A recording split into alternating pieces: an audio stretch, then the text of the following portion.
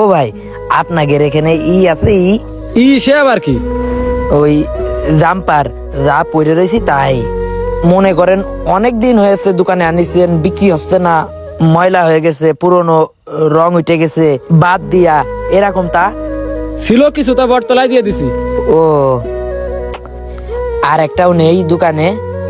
ভাই তোরে দেখে তো কাস্টমার মনে হচ্ছে না, জ্বালাতে আসির আমারে নাকি? না ভাই, আমি আপনার জ্বালাতে আসিনি। ওই হয়েছে কি, আমি একটা সমাধানের ভিতর, সমস্যার ভিতর পড়ে গেছি। কি সমস্যা সেটা শুনবেন? কি সমস্যা ক? ও সমস্যা হচ্ছে আমাদের বাড়ি, সারা বাড়ি জাম্পার হচ্ছে এক কান, সেটা হচ্ছে এই কান আব্বার। এখন আমি পরে আসলি আব্বা স্মৃতি কষ্ট করে, আর আব্বা পরে গেলি আমি স্মৃতি কষ্ট করি। সে বিশাল একটা সমস্যা হয়ে গেছে। ওই জন্যই আজকে নিয়ত করেছি যে আপনাদের যে বাদ দেওয়া থাকে না ভাই। হ্যাঁ, ওই এক কানে একদম 30-40 টাকা দিলে যদি দেন তাই। তোর কি এটা খরচের দোকান মনে হয়? 30-40 টাকায় জ্যাকেট? ওই রাস্তার পরে ভ্যানে যাবে আছে না, তাও এখন 30-40 টাকা দেবে না তোরে? না মানে আপনার 30-40 টাকা কি জন্য দিতে চাইছি শুনবেন?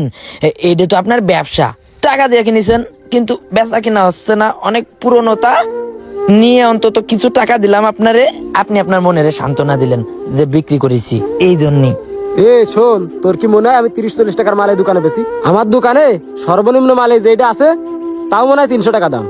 আর 30-40 টাকা ও তো প্রতিদিন আমি ফকিরকে দান করি। তোর কি লাগবে? লাগলি ক, দিচ্ছি। না ভাই থাক, দাঁড়ান, আমার একটা জাম্পার দান করেন ভাই, তাহলেই খুশি হবানে। আপনাদের দোকানে তো অনেকগুলো জাম্পার। আমার এই দোকান এইটা হচ্ছে একটা ব্যবসা প্রতিষ্ঠান, আর এখানে যে মালগুলো দেখতেছিস সব আমার ব্যবসার মাল। এইগুলো টাকা দেখে না লেগেছে, বুঝেছিস? আর তোরে মাগ না দেবো আমি। তারপরেও ভাই একটা দান করেন, সবার থেকে পুরনো যেটা বিক্রি হচ্ছে না ওই রকম একটা জাম্পার দান করেন আমার। তুই কি এখান থেকে যাবি না মাইর খাবি? ও ভাই, মায়ের আমি প্রতিদিন খাই। এই আব্বার জাম্পারটা যখন আমি পরে চলে যাই, আব্বা মারে বকাঝকা করে, পরে যখন আমি বাড়ি আসি আমারে ধরে মারে। ওই জন্যই তো আমি মায়ের থেকে বাঁচার জন্য আপনার দোকানে আইছি একটা জাম্পার খুঁজতি। একটা জাম্পার আমার দান করেন ভাই, আমি লাগে পরে টাকা দিয়ে দিবানে। পরে টাকা কনতে দিবান তুমি? তোমার দেখে তো মনে আছে না তুমি জমিদার বাড়ি চাকর আরো যোগ্য। পরে টাকা কনতে দিবি না তুই? শালা খরাতির ঘরে খরতে বাচ্চা জানতে। ও ভাই, একটু দান করতে হয় মাঝে মাঝে, তাহলে ব্যবসা বাণিজ্য ভালো হবে, লাভ হবে। আমি আপনার জন্য দোয়া করবানে, আমার একটা জাম্পার দান করেন ভাই। এই দোকান তাহলে আমি দান করার জন্য করেছি, তাই না?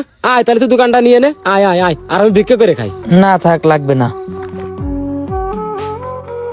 শালা খয়রাতির ঘরের খয়রাতি প্রত্যেক দিন এসে একবার করে জ্বালাইতে যাবে। ও ভাই, এই জাম্পারটার দাম কত?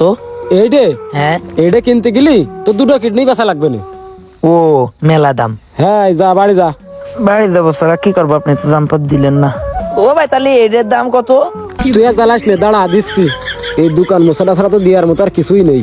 এই নে যা, ভাগ। এই গেঞ্জিটার রং সং তো ভালোই আছে। ওরে বেশি ময়লা না, এটাতে শুধু আমি দোকানটাই মুছি। ও দোকান মুসাতা, কিন্তু ছিঁড়ে আছে কি? আরে না, কোনো জায়গায় ছিঁড়া নেই, এটাতে আমি শুধু দোকানটাই মুছতাম। ও তাই, এটা তো ভালো গেঞ্জি, এটা দিয়ে আপনি দোকান মুছতেন? আরে হ্যাঁ, দোকান মোছার জন্য বটতলাতে কিনে নিলাম 120 টাকা দিয়ে। কিন্তু এই যে ভালো, এই যে কোনো জায়গায় ছিঁড়া নেই, এই যে ভালো, এই যে।